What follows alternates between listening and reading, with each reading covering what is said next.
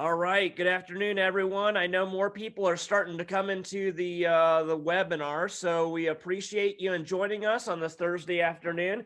We have a lot to talk about today, and as you know, PRSA is a great organization to network with others and to really educate yourself. And we've been doing these lunch and learns. In fact, this webinar series of the chapter webinar series, we have a number of different chapters joining us from the Kansas City chapter, Nebraska chapter, Springfield, Missouri chapter, Southeast Wisconsin chapter, and of course the St. Louis chapter. My name is Chris Cuban. I'm the president of the local St. Louis chapter, and we want to welcome you for joining us this afternoon on what's going to be an amazing webinar. And as you probably read in the description of the webinar, Elizabeth Edwards is a communication industry leader. She's an award-winning communications expert who does frequent keynotes and trainings, and is the architect of the Neuropsychological engagement method of communication. And she's created the world's first science-based method for improving communications outcomes that influence human motivation and behavior. Celebrated as one of the foremost communication and marketing experts of the new decade, Elizabeth has won awards that impact her work, or for the impact of her work, which include the 2019 Women of Excellence by the International Women Economic Forum, the 2020 Outstanding Women in Business by the Denver Business Journal, and PR Daily's PR Professional of the Year. So to learn more, you can go to engagementsciencelab.com. She's also the founder and president of Volume PR. And to give you a little explanation of a little bit of her background, she gave a webinar yesterday to the PRSA Counselors Academy. And I have to say that it was probably one of the best webinars I have ever been on. In fact, I took, I think it was 6 pages of notes. And it all had to do with curating a list of the top no-cost and low-cost productivity and production tools that not only add hours to your work week, but gives you new skills that agencies and teams can really drive immediate revenue. So I do encourage you, if you are pleased with this webinar, which I know you will be, make sure you have a pen and paper next to you and write some notes. And if you have any questions, write them in the Q&A or the chat feature, and we'll stop and interrupt and have Elizabeth explain a little bit more. But I know you're going to get a lot out of this webinar. And if you're interested, Google Elizabeth Edwards and definitely follow her and find out when she's given her other talks. She has multiple webinars that she gives. So without any further ado, on behalf of PRSA and the Midwest District and all those that are watching us from beyond that, welcome, Elizabeth. Thank you for joining us today. Thank you so much for that very warm introduction, Chris. And I'm really happy to be with you all today. And I'll definitely agree with what Chris said. Get that notebook and out and ready to take some notes. We've got a lot to go through today, but I really think that we're going to have a great time. And I hope that we can connect in, as we would if we were doing this in person. Find me on LinkedIn. Let's connect in all the little social ways that we do, and continue the conversation if you enjoy yourself today. So first, to get started, what is the topic here we're at hand, this eye-opening science behind high conversion engagement, and what are we here to talk about today? Well, first I have to start with, what I consider to be some frustrating news for us. And that is that despite the fact that we are all incredibly well educated in the practice and profession of communication, most of us have never been taught what is arguably the most important fundamental of communication. We're taught things like grammar, syntax, language. I want you to think back to your college degrees, how we're taught how to organize thoughts and information into long, complex papers. We're taught rhetoric from the days of Aristotle 2,400 years ago. But most of us are never taught how to communicate to create understanding specifically. We're not taught how decision-making and communication interact in our mind. And because we aren't taught that, because the science fields, the behavioral sciences, neurosciences, all these fields that do have all of that information are completely separated from the practice and profession of communication. Now, first, let's look here at a definition. A traditional definition of communication is that communication is the imparting or the exchange of information. And But what Elizabeth, do you want happens, to share your screen? I is it think not showing? it's not. So we'll have you re-show it if you don't mind. Yes, let me exit out of here and see if we can't figure out what's happening. Perfect. Thank you. Of course, of course. No need for There you technical go. difficulties. I was the chair of the tech section for a couple years. We can handle tech issues with ease. All right, how's that looking now? Perfect. That's awesome. Better? Okay, perfect. Thanks for letting me know, Chris. All right, so traditional definition of communication. What are we looking at here? Traditionally defined as just simply the imparting or the exchange of information, right? And so this is the premise of which we are taught in universities, the directive of which we orient ourselves. But what I want to challenge us to do is to evolve that definition with the fact that we only actually communicate with the ultimate goal of creating comprehension. Communication isn't this emotionless context. No communication approaches out there currently teach us how to communicate in order to deepen understanding. And that's really what you and I all have as professional communicators, as our real responsibility is to create communication that engages other people, that connects, that gets them to consider new ways of thinking. There's this meme going around right now that I think says it really well. I used to think communication was key until I realized comprehension is. You can communicate all you want to someone, but if they don't understand you, it won't reach them the way you need it to. I think that this fundamental is the source of so many things that we usually blame elsewhere. It's the primary source that I would argue for a significant amount of our communication disconnects. And as PR people, what are the types of disconnects that we deal with? Pitches falling flat, campaigns that don't connect the way that we want them to. So what and how do we solve these problems? I believe one of the highest contributors to wasted time and effort among PR professionals and communication professionals is communicating and doing our work without a framework and knowledge of behavioral science around us. So I've been running a communication firm for about 20 years, applying this science to the work that we do. And from that, it was our agency secret sauce of how we did many of the things we've done for a long time. And because of all of that, what we have, for those of you taking notes today, kind of orienting things around what we call the 6 commandments of behavioral communication. And it starts here with number 1. And first of all, that is that from this moment forward, we will not communicate without the behavioral influence of our communication being understood and being intentional about our side effects. We don't want to leave the influence that we have on people emotionally, behaviorally, and non-consciously to be an unintended side effect. And unless and until we create with more understanding of what's going on in the mind of our audiences, and our audiences continue to be massively overwhelmed in this really hyper-connected world that we're in, we're going to spend a lot more time having difficulty connecting with people and having unintended side effects of our words if we don't consider this framework. Now, before I get into more and the rest of the commandments, why am I the one here talking to you today? So as Chris mentioned, my background, I am the founder and president of Volume PR. We are a almost 20-year-old public relations agency, and then Engagement Science Lab, which is a communication training firm that we launched in order to share the secret of our science work with our fellow communicators. Because my lifetime of work has really been on combining insights from the human sciences, or what I call the science of us, with the practice of professional engagement and communication, the way that we create content, words, whatever those elements may be. My computer's fighting with me. Is screen sharing still working okay? Good. All right. So combining these fields, what we're talking about is like behavioral science, neuroscience, psychology.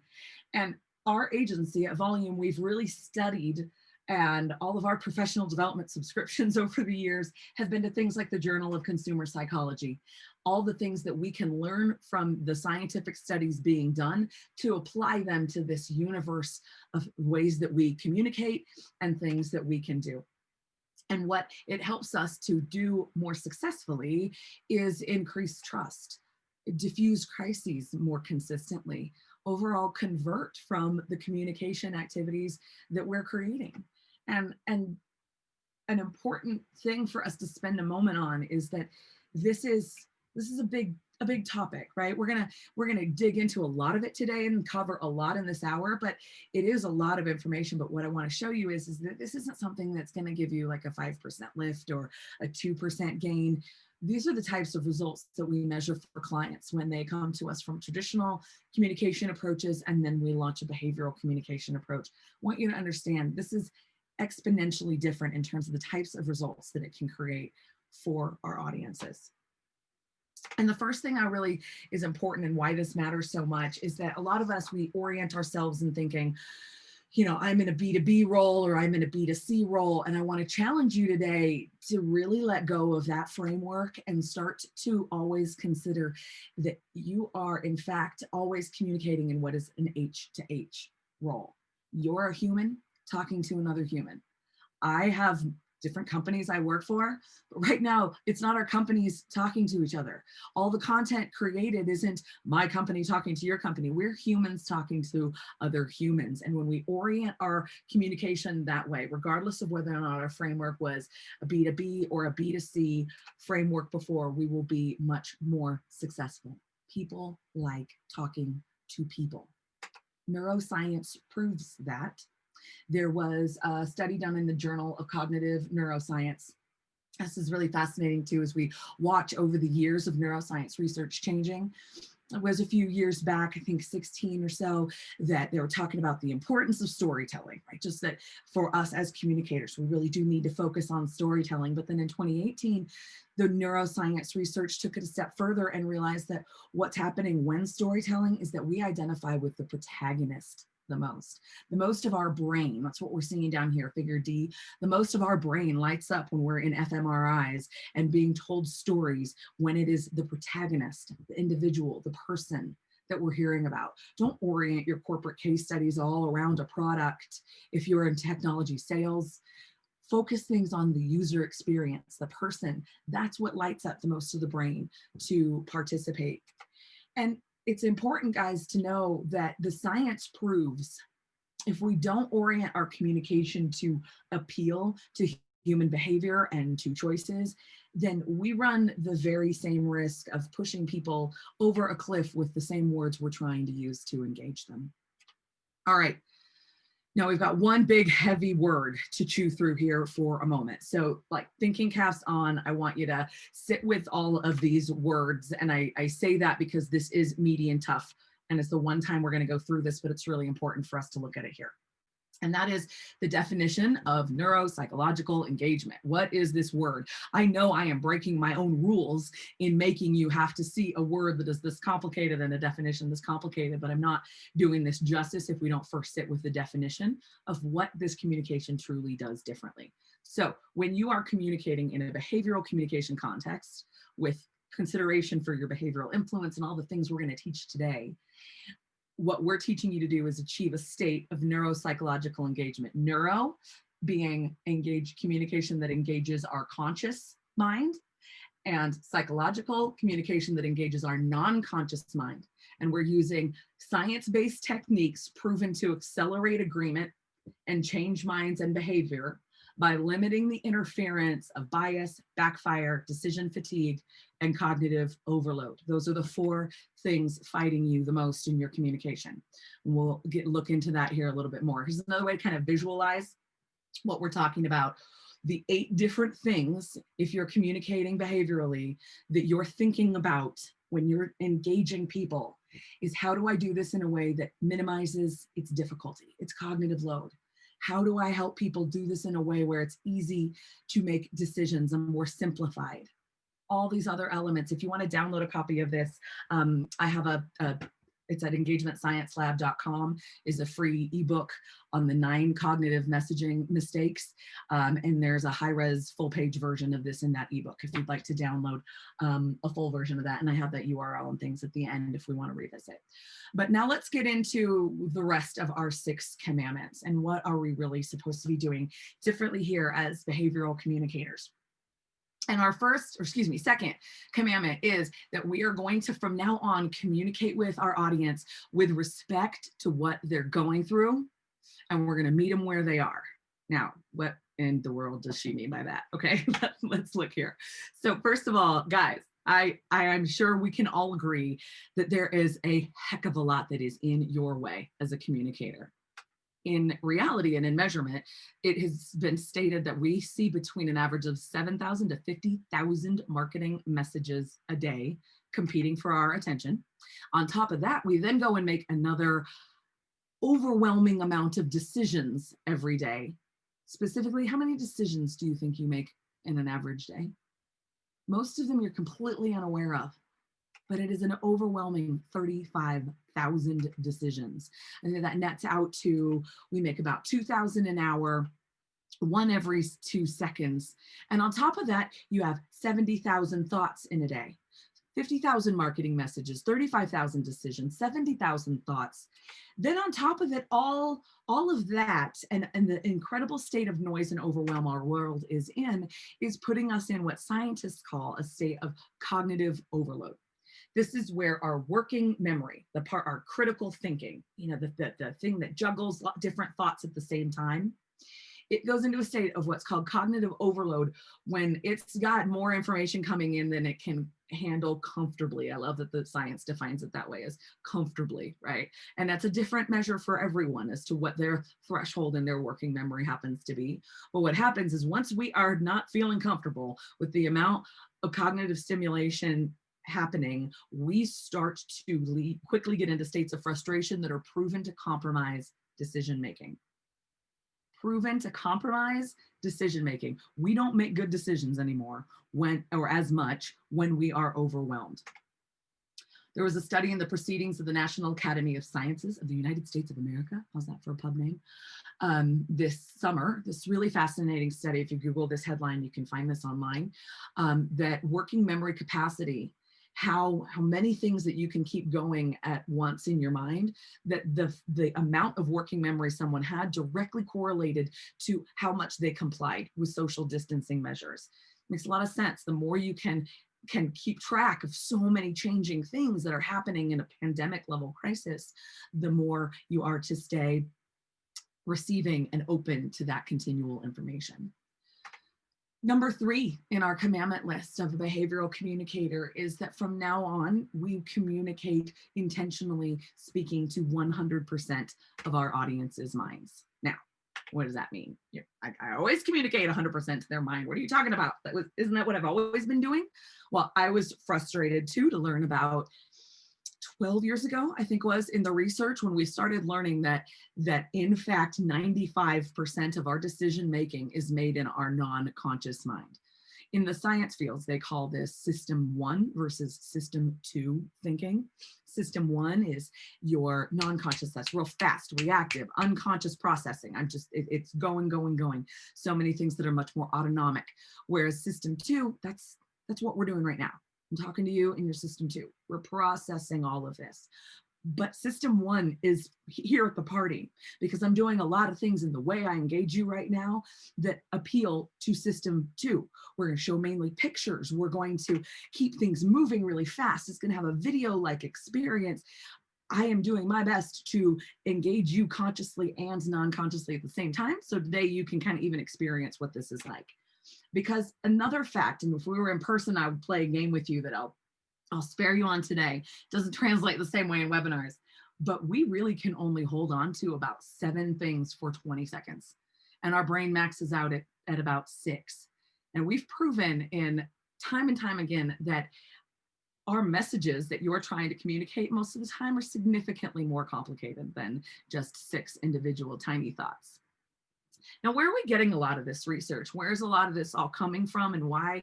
I keep saying that there's, in the last 10 years or so, things have been really different.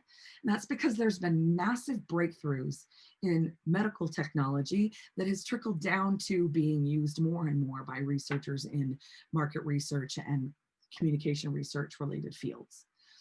What we call this is non-conscious research. And this is just a graph showing some of the different kinds. There's ways of decoding biometrics, such as changes in skin temperature as we watch different communication-based stimuli, or eye tracking, how our eyes move between areas of message and what it is that we're proven to take in and spend more time with. Many, many different ways to do that.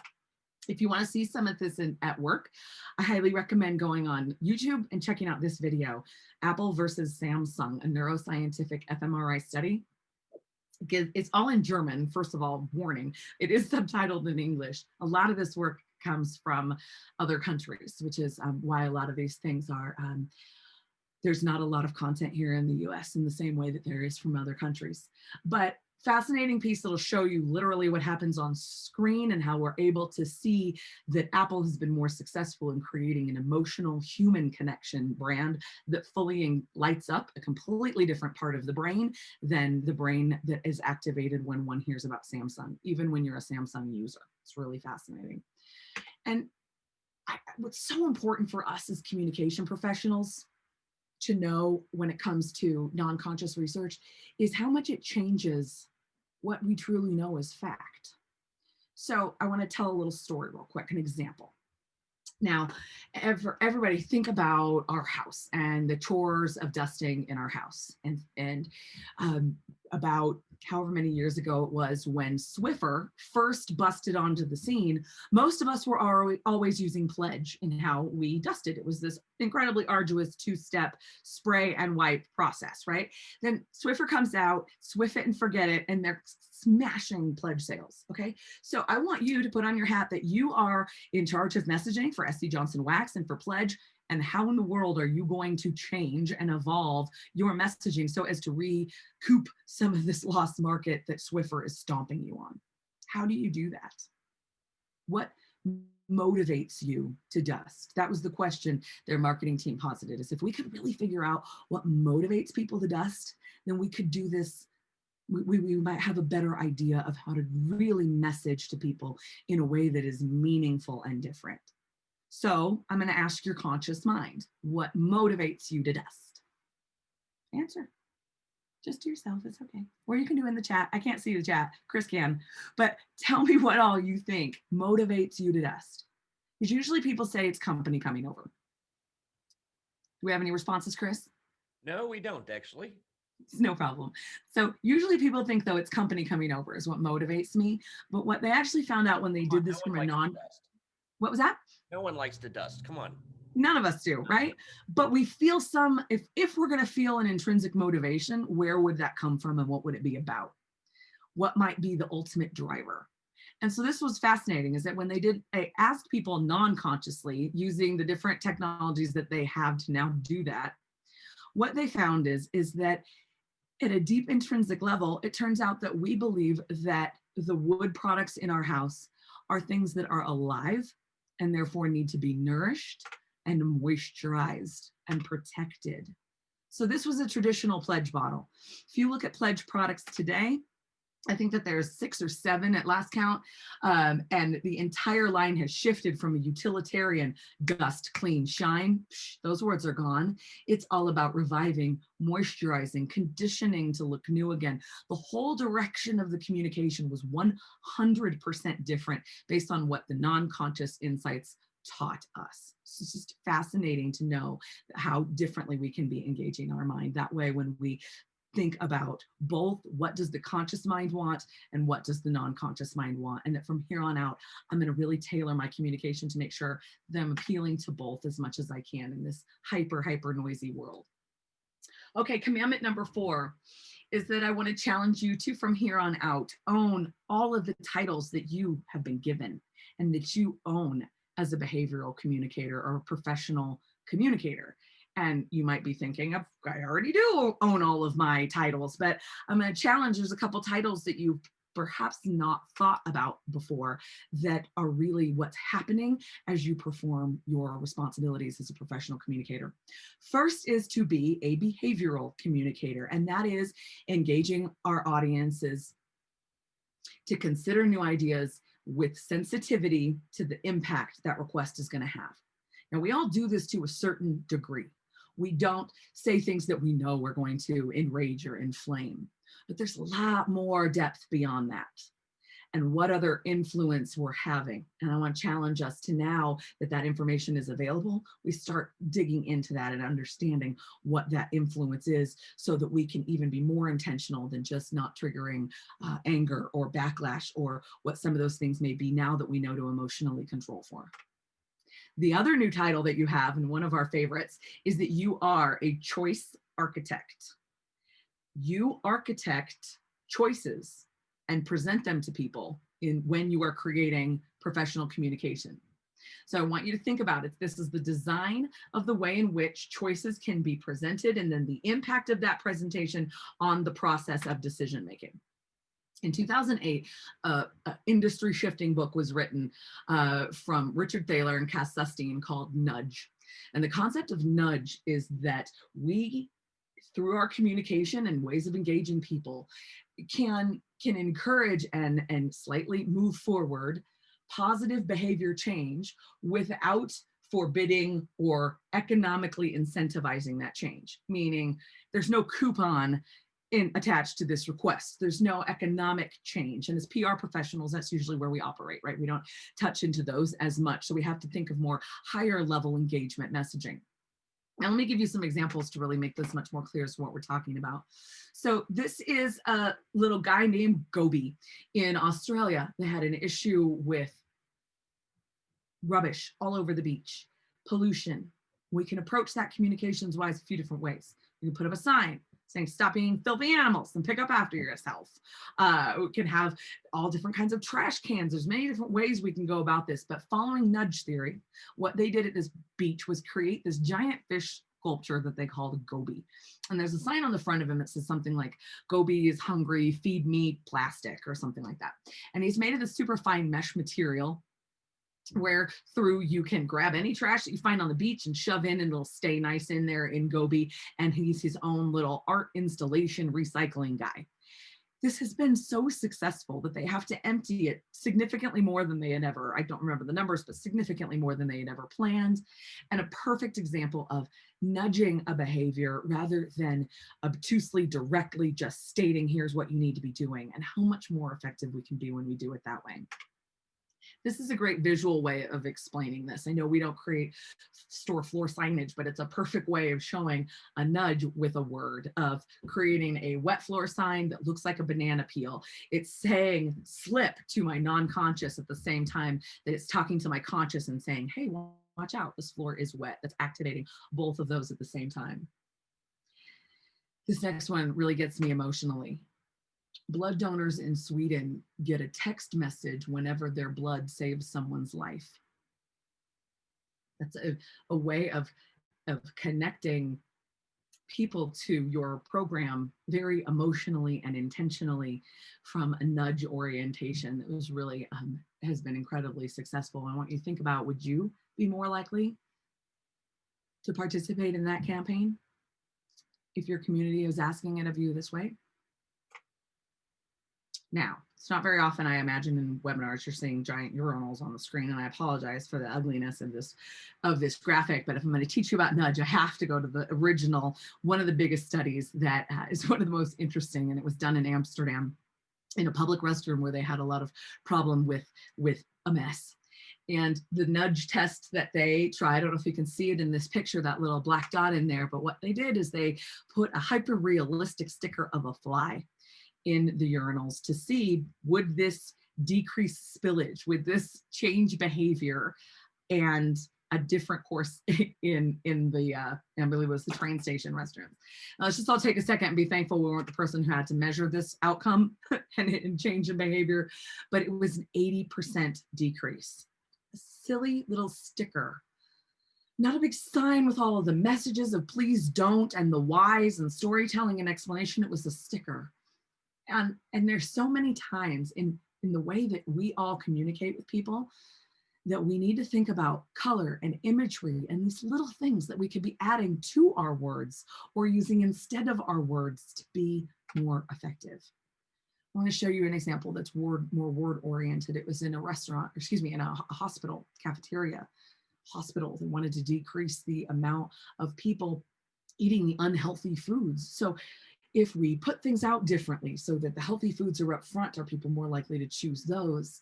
And what they studied in this case was, what if we used traffic light signaling and red, yellow, and green stickers, since that's something that we all non-consciously connect to and know from traffic lights. So things that are unhealthy, they get a red sticker. Things that are middle of the road, yellow sticker, and good to go, green sticker. And I want you to see the numbers of change that they were able to accomplish here just by using a sticker color. They decreased the unhealthy beverage consumption, your full sugar sodas and things like that, by 40% over 2 years. That is far more successful than what you traditionally measure in communication campaigns. And I worry for the fields of communication in its traditional sense that if we don't start recognizing how to have these levels of impact with our words, then we're going to get replaced by the departments and the people that are doing this kind of work.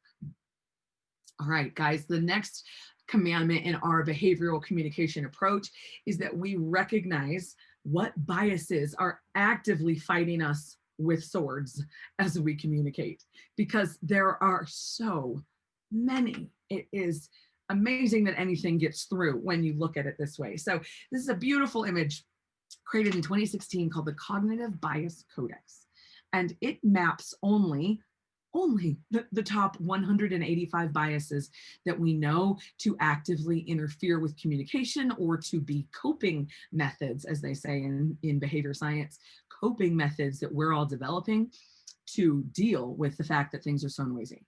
So let me say that another way.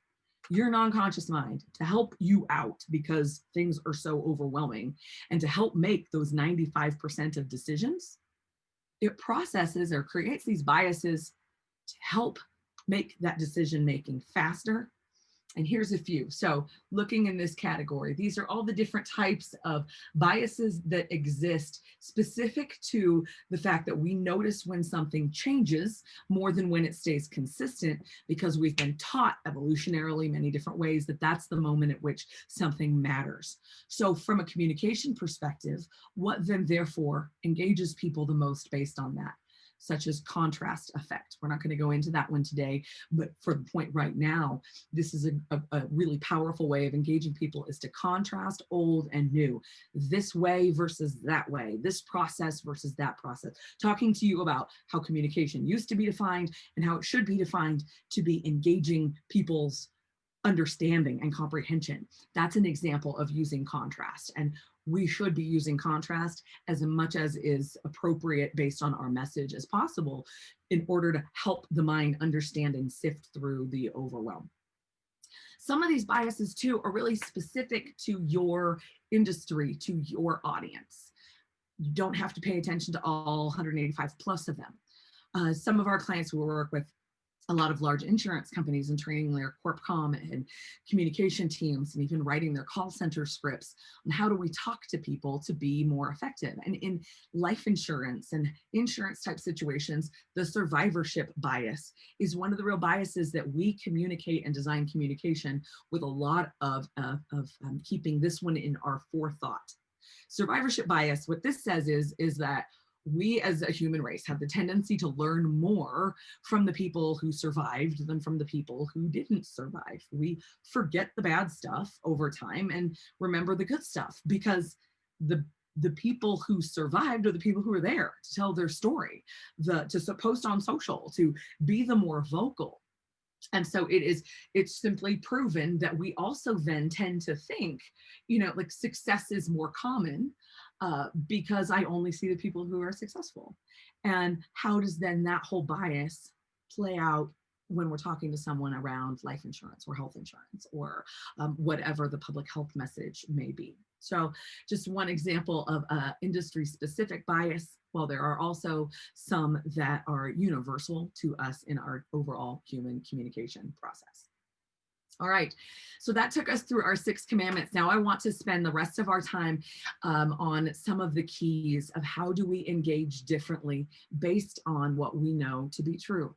These are some, we've learned a lot of things. We call them our NPEs, NPE keys, neuropsychological engagement keys. And there's more than 40 that we have looked at, mapped, and proven to be true and applicable in both our startup clients scenarios, our professional large Fortune 100 brand client scenarios, and we're going to look at a few of those today. So key number 1, and I know that I'm talking to communication professionals who predominantly use the written word when I say this, and I prioritize this as number 1, and I tell you that you need to be visual in everything you do. Now, as Chris knows, yesterday I gave a presentation to another PRSA group that he was in that was all kinds of different tools on how we can be visual without a graphic designer, DIY level at this point as PR professionals, and be successful doing that. I'm happy to share some of those tools with you, and actually have a link at the end of the presentation of an ebook that has some of those links for you to understand and sink into and know that you can be visual as a communication and predominantly word-oriented communicator in this day and age without any additional struggle or difficulty. And the reason this is so important, you ready for a stat? Commit this one to memory, guys. Reading retention versus retention of images formed in the mind, which is what happens with visuals. You only remember 1/5 of what you read, and a full 4/5 of what you form as a visual in your mind. That's a massive difference in engagement. If we don't really fully engage people with visual, 4/5 of what we say is gone in the wind and forgotten. And that's far, far too ineffective to be in this noisy of a world, and when the stakes are as high for what we're doing. Now I'm going to prove it to you, okay? I'm going to show you a visual that I don't think you'll probably ever forget. In 2018, the most successful PR crisis communication campaign of the year was given to KFC. And they had a crisis in the UK. One day, spare you all the reasons why, but one day none of their restaurants could open. There was no chicken. And so they had no way to open. It actually caused quite a crisis. And their public relations department, there was a really great article in Inc. magazine where their public relations department solved this crisis within minutes by doing something on social media. And I really like that, how it really proves that we all work in harmony together. Social is not a silo separate from PR. If we keep it that way, there's definitely some challenges for our brand when we do that. But back to KFC and a visual, having a crisis, wanting to dispel that crisis very quickly. How did they do that with a visual? Well, you and I all know that they didn't create this the morning of. This was something that was waiting to be able to be ready and to be used. And the text simply says, we're sorry, a chicken restaurant without any chicken. It's not ideal. They then apologize. They never lay blame. They never say what or why the crisis happened. But this was celebrated as one of the most successful crisis communication campaigns of the year because it took people from almost immediately a state of anger and frustration to a state of laughing and camaraderie and unity and understanding. All right.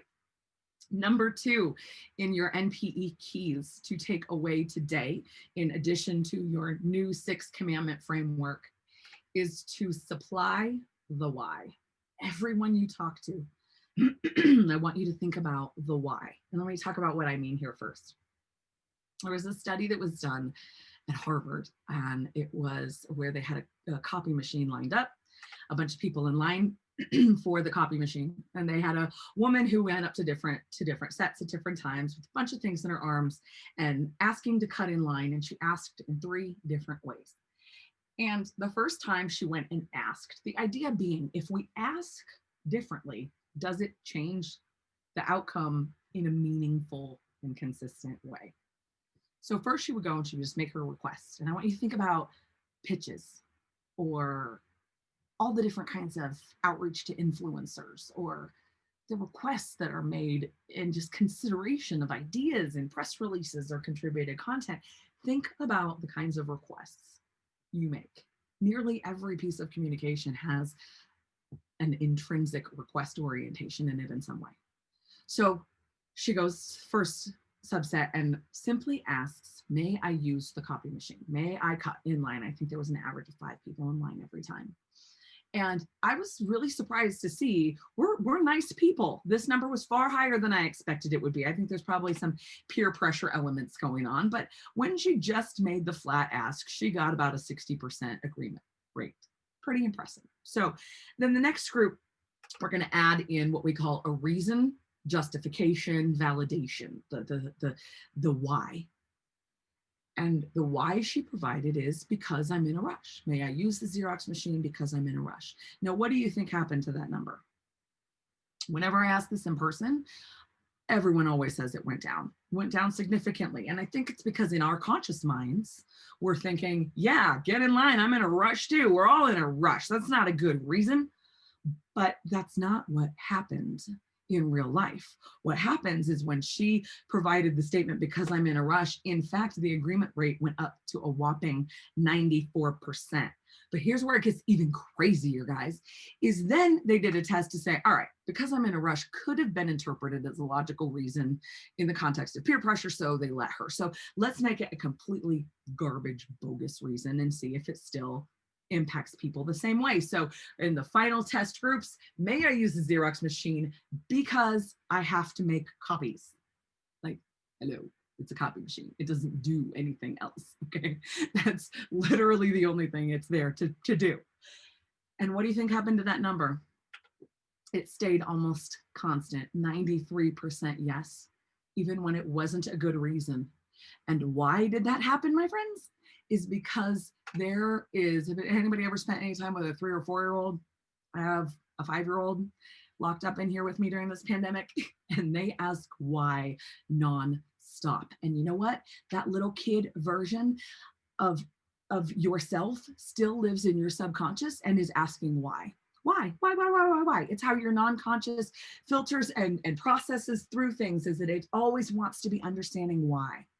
So as communication professionals, when we supply the why at the beginning, that is a perfect example of an NPE activation technique, of a way of getting the full mind participating. I have given you the why, so your subconscious doesn't have to sit there and process on and search on what is the why while I'm trying to manage the rest of what you're asking me.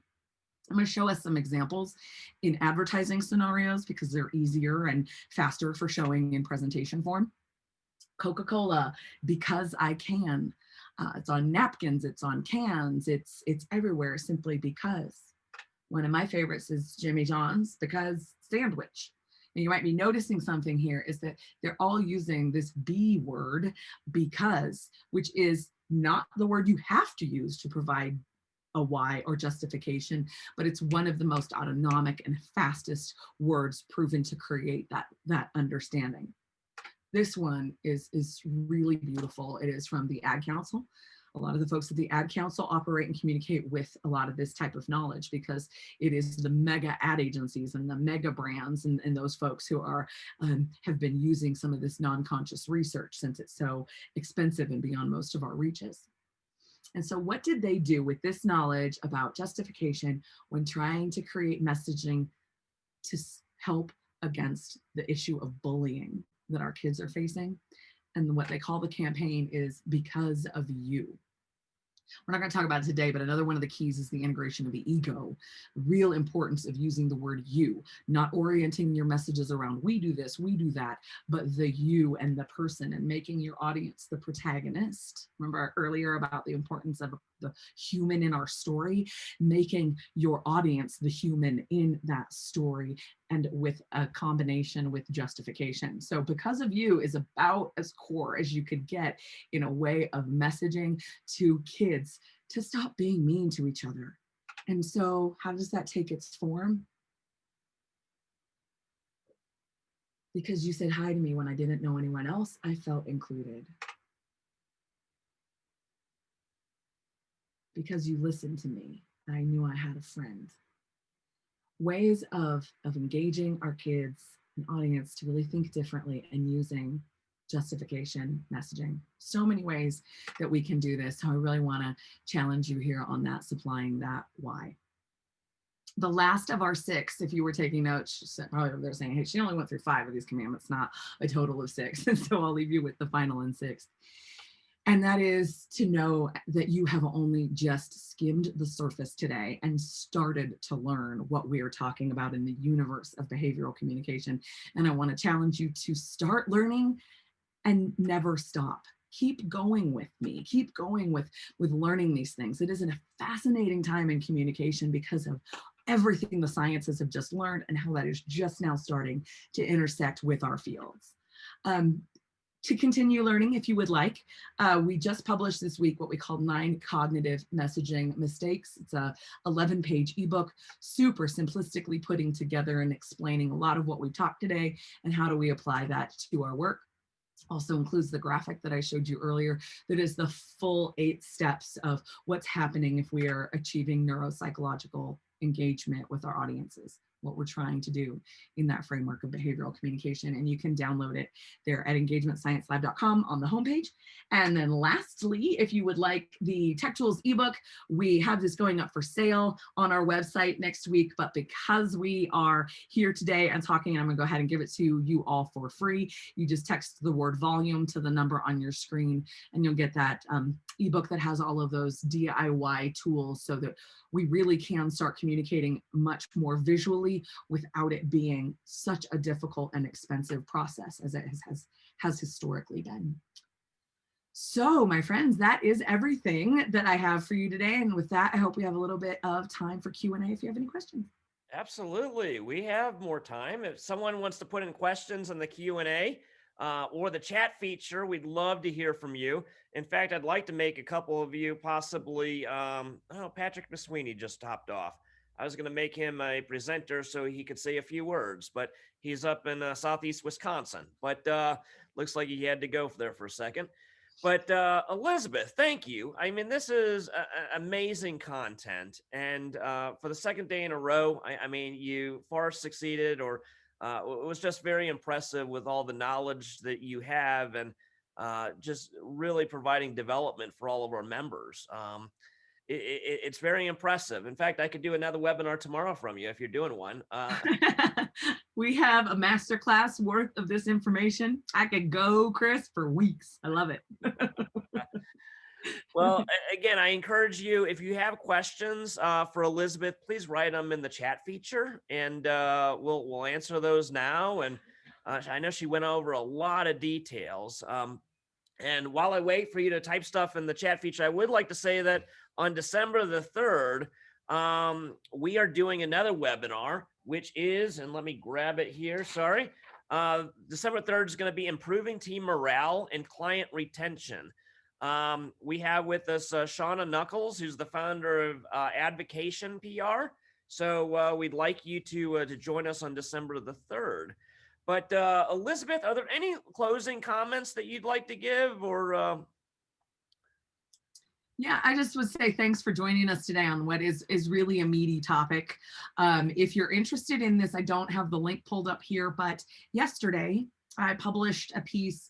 Chris, maybe we could send the link to folks afterwards, but I published a piece on Medium that is 3,400 words, like it's one of those big long reads, but it unpacks very simply how did messaging contribute to some of the disconnect and divide that's happening in our country right now while we're in the state of COVID, and where actually messaging and a lack of understanding the behavioral influence of our words when our minds are in a state of crisis specifically triggers more divide. And I know we need unity more than ever. So we spent a really long time putting this piece together and having kind of the 5 things that happened in our mind that created a problem to divide us. And then what are some of the things we can do with our words to create more unity. So if you're interested in reading kind of more on the current day application of things, I definitely recommend that you check that out. So we do have a couple questions in the Q&A. I guess one of them is, what's the most common mistake communicators make? Ah, that's easy. That complicate things, complicate.